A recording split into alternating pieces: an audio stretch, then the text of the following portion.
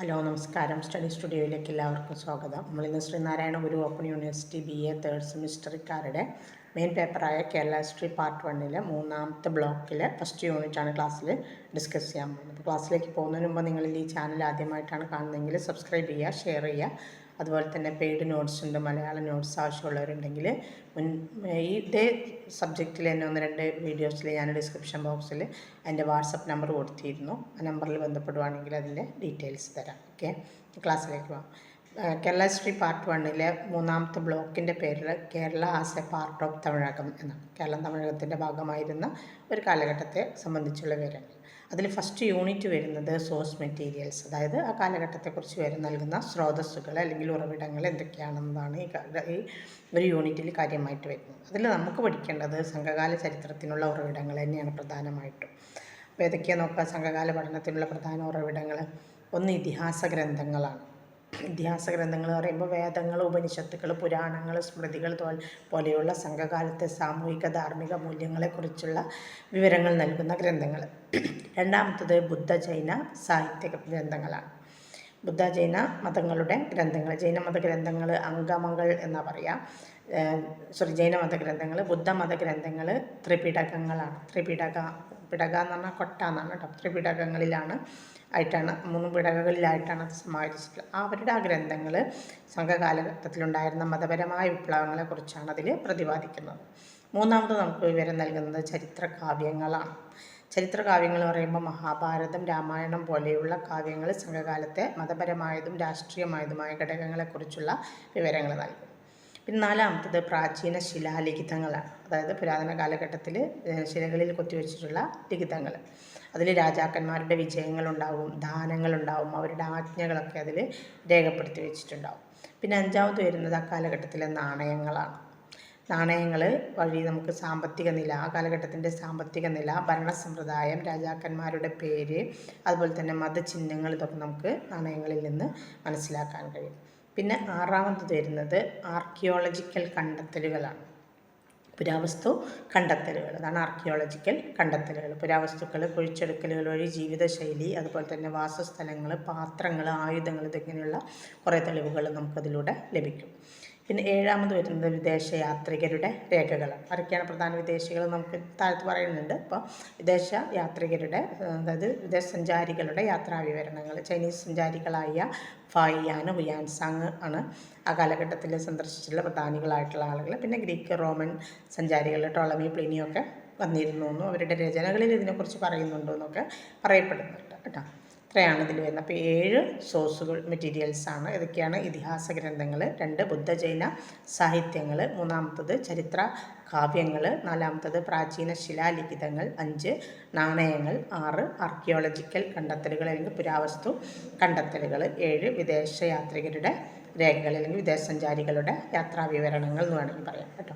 അപ്പോൾ ഇത്ര 7 എണ്ണമാണ് നമുക്ക് സംഘസാഹിത്യത്തെക്കുറിച്ച് വിവരങ്ങൾ നൽകുന്ന പ്രധാന ഉറവിടങ്ങൾ. ഇനി അടുത്തതിൽ ചോദിക്കുക, സംഘസാഹിത്യത്തിൻ്റെ രചനയും സമാഹരണം സംബന്ധിച്ച ചരിത്രകാരന്മാർക്കിടയിലെ അഭിപ്രായ വ്യത്യാസങ്ങളാണ്.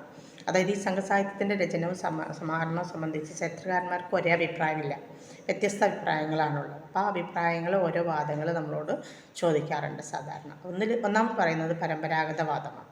പരമ്പരാഗതവാദം എന്ന് പറയുന്നത് സംഘസാഹിത്യം ക്രിസ്തുവിന് മുമ്പ് 3-ാം നൂറ്റാണ്ട് മുതൽ ആരംഭിച്ച് ക്രിസ്തുവിന് ശേഷമുള്ള 3-ാം നൂറ്റാണ്ട് വരെയുള്ള കാലഘട്ടത്തിലാണ് സംഘകാലഘട്ടം എന്ന് വാദിക്കുന്ന ഒരു കാലഘട്ടമാണിത്, പരമ്പരാഗതവാദക്കാരുടെ കാലഘട്ടം.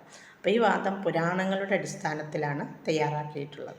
ഇനി രണ്ടാമതൊരു വാദം വരുന്നത് ആധുനികവാദമാണ്. അതായത് ആധുനിക ചരിത്രകാരന്മാരുടെ വാദം.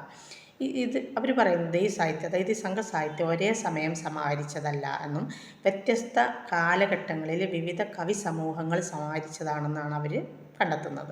അപ്പോൾ സംഘസാഹിത്യം ക്രിസ്തുവിന് ശേഷം 1-ാം നൂറ്റാണ്ടിനും 3-ാം നൂറ്റാണ്ടിനും മുമ്പല്ല, ശേഷം 1-ാം നൂറ്റാണ്ടിനും 3-ാം നൂറ്റാണ്ടിനും ഇടയിലാണ് രചിക്കപ്പെട്ടത് എന്നാണ് ഈ ആധുനിക ചരിത്രകാരന്മാരിൽ കൂടുതൽ ചരിത്രകാരന്മാരും അംഗീകരിച്ചിട്ടുള്ള ഒരു വാദം.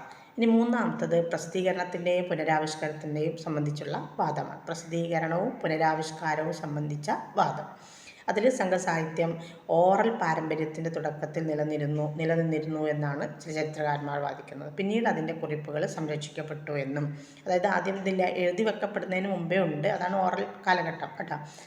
ഓറലെന്ന് പറയുന്നതാണ്. അപ്പോൾ എഴുതി വെക്കുന്നതിന് മുമ്പേ ആ കാലഘട്ടം സംഘകാലഘട്ടമായിരുന്നു. അത് പിന്നീട് എന്ത് ചെയ്തു, അന്നുണ്ടായിരുന്ന പലതും ഓർമ്മയിൽ വെച്ച് നിന്നുകൊണ്ട് എന്ത് ചെയ്തിട്ടുണ്ട്, എഴുതി കുറിപ്പുകളാക്കി സംരക്ഷിക്കപ്പെട്ടു എന്നും, കൂടുതൽ കൃതികൾ അങ്ങനെ സമാഹരിച്ചു അല്ലെങ്കിൽ സംഭരിച്ചു എന്നും, കൃത്യമായി സമാഹരിച്ചതുകൊണ്ട് അതിന് ഒരു കൃത്യമായ രൂപം നൽകാൻ സാധിച്ചു എന്നുമാണ് ആരുടെ വാദം? പ്രസിദ്ധീകരണത്തിൻ്റെയും പുനരാവിഷ്കരണത്തിൻ്റെയും അടിസ്ഥാനത്തിൽ ഇതിനെ വാദിക്കുന്നവരുടെ വാദം.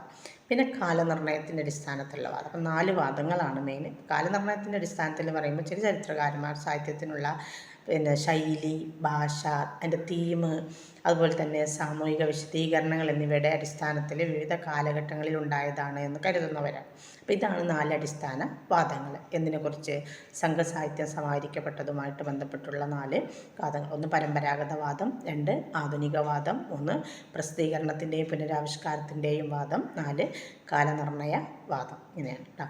ഇനി ഇതിൽ നിന്ന് നമുക്ക് വരുന്നത് സംഘയുഗത്തെക്കുറിച്ചുള്ള ഉൾക്കാഴ്ച നൽകുന്ന പ്രധാനപ്പെട്ട വിദേശ യാത്രികരുടെ രേഖകൾ അല്ലെങ്കിൽ അക്കൗണ്ടുകളെ കുറിച്ച് എഴുതാനാണ്. അപ്പോൾ അതിൽ പ്രധാനമായിട്ട് നമ്മൾ പറഞ്ഞു നേരത്തെ ആരൊക്കെയാണ്? ചൈനീസ് സഞ്ചാരികളായ ഫാഹിയാനും ഉണ്ട്, ഹുയാൻസാങ്ങും ഉണ്ട് അല്ലേ. ഫാഹിയാൻ 5-ാം നൂറ്റാണ്ടിലാണ് ഇന്ത്യയിലെത്തുന്നത്. അദ്ദേഹം പറയുന്നത് അദ്ദേഹം ഒരു ചൈനീസ് ബുദ്ധ സന്യാസിയാണ്. ബുദ്ധമത പ്രചരണത്തിനും ബുദ്ധമതം പഠിക്കാനും വേണ്ടിയിട്ടാണ് ഇന്ത്യയിൽ അദ്ദേഹം വന്നത് തന്നെ.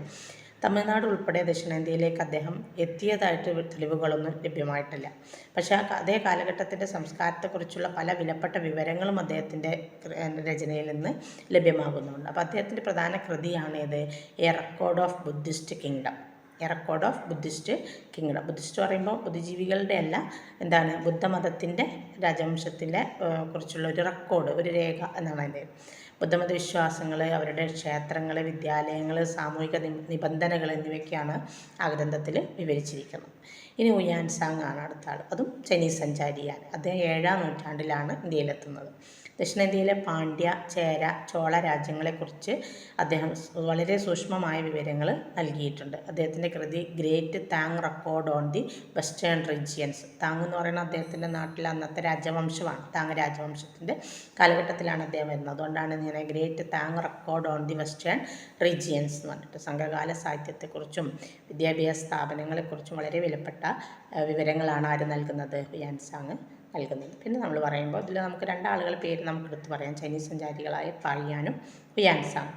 പിന്നെ പേർഷ്യൻ, ഗ്രീക്ക്, റോമൻ രേഖകളൊക്കെ ലഭ്യമായിട്ടുണ്ട് ആ കാലഘട്ടത്തിൻ്റെ. പേർഷ്യനും ഗ്രീക്കും റോമൻ. അപ്പോൾ ഇവരിൽ പ്ലിനി, ടോളമി മുതലായവരുടെ രേഖകളിൽ വ്യാപാര നഗരങ്ങളെക്കുറിച്ചുള്ള സൂചനകൾ ലഭിക്കുന്നുണ്ട്. അതുപോലെ സംഘ കാലഘട്ടത്തിലെ ദക്ഷിണേന്ത്യയുടെ സമ്പദ് വ്യവസ്ഥയും കടൽ വ്യാപാര ബന്ധങ്ങളും ഈ ഗ്രീക്ക്, പേർഷ്യൻ, റോമൻ സഞ്ചാരികളുടെ വിവരങ്ങളിൽ നിന്ന് ലഭിക്കുന്നുണ്ട്. അപ്പോൾ അവർ എന്തിനു വന്നതാണ്? വ്യാപാര ആവശ്യാർത്ഥം വന്നവരാണ്. എന്നാൽ മറ്റ് 2 ആളുകൾ, ചൈനീസ് സഞ്ചാരികൾ 2 പേരും എന്തിനു വേണ്ടി വന്നവരാണ്? ബുദ്ധമതത്തെക്കുറിച്ച് കൂടുതൽ മനസ്സിലാക്കാനും പഠിക്കാനും വേണ്ടി വന്നിട്ടുള്ള ആളുകളാണ്. അപ്പോൾ അവർ അങ്ങനെയുള്ള വിവരങ്ങളിലൂടെ ആ കാലഘട്ടത്തെക്കുറിച്ച് വിവരിച്ചപ്പോൾ ഗ്രീക്ക്, റോമൻ സഞ്ചാരികൾ എന്ത് ചെയ്തു? അവരവരുടെ ആവശ്യം എന്തായിരുന്നു? വ്യാപാരമാണ്. അത്തരത്തിലുള്ള കാര്യങ്ങളെക്കുറിച്ചുള്ള വിവരങ്ങൾ അവരും നൽകി. അപ്പോൾ ഇത്രയാണ് ആ ഒരു യൂണിറ്റിൽ വരുന്നത്. 3-ാമത്തെ ബ്ലോക്കിൽ ഫസ്റ്റ് യൂണിറ്റിൽ വരുന്നത്. Okay, thanks.